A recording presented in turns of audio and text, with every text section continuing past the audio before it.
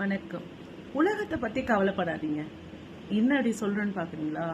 என்ன வேணா பேசும், எப்படி வேணா பேசும். நல்லவங்களை கெட்டவங்களை நல்லவங்கன்னு சொல்லும், நல்லவங்களை கெட்டவங்கன்னு சொல்லும். அது அதை பார்த்துட்டு இந்த தற்கொலை பண்ணிக்கிறேன் அந்த பொண்ணு அநியாயமா செத்துச்சு பாத்தீங்களா? நான் அந்த நியூஸ்ல அந்த வாய்ஸ் கேட்கும் போது அப்படி அழுதேன். காலையில வச்ச உடனே எதுக்கு கல்யாணம் வாழ்க்கை முக்கியம்தான். ஆனா உங்களுக்குன்னு அப்பா அம்மா இருக்காங்க. உங்க வாழ்க்கையை முடிச்சுக்கிறதுக்கு நீங்க எதுக்கு அவங்க அவ்வளவு கஷ்டப்படணும்? இந்த தற்கொலை முடிவு வேணாம். இயற்கை அதுக்கான நேரம் நமக்கு வச்சிருக்கு. அந்த நேரத்துல நம்ம போலாம். அதை நாமளா தேடிக்க வேணாம். அந்த மாதிரி முடிவு எடுக்க வேணாம். மத்தவங்க பேசிட்டாங்க அப்படி இப்படி எல்லாம் நினைக்காதீங்க. நிறைய பேர் இருக்காங்க நல்லவங்க. இந்த உலகத்துல பார்க்க வேண்டியதெல்லாம் நிறைய இருக்கு. ரொம்ப ரிக்வெஸ்ட் பண்ணி கேட்டுக்கிறேன். ஏதாவது பிரச்சனைனா உங்களுக்குன்னு யாராவது இருப்பாங்க, அவங்க கிட்ட போய் ஷேர் பண்ணுங்க.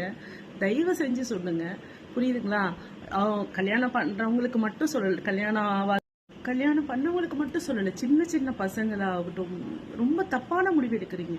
உங்களுக்குன்னு அப்பா அம்மா இருப்பாங்க இல்ல, அது பெரியவங்களுக்கும் சொல்லிக்கிறேன். எதுக்கு பேசுங்க, வாயை திறந்து முதல்ல மனசுல விட்டுட்டு பேசுங்க. யாரும் யாருக்கும் கடைசி வரைக்கும் வரப்போறது இல்லைங்க. இப்போ கல்யாணம் முக்கியம் தான், ஓகேங்களா? அதுக்காக கல்யாணம் மட்டும் வாழ்க்கை தான் முக்கியம், அவன் எவ்வளவு கொடுமைப்படுத்தினாலும் நம்ம சாகணும்னா இல்லைங்க. நீ இல்லைன்னா வேற வாழ்க்கை இருக்கு, ஓகேங்களா?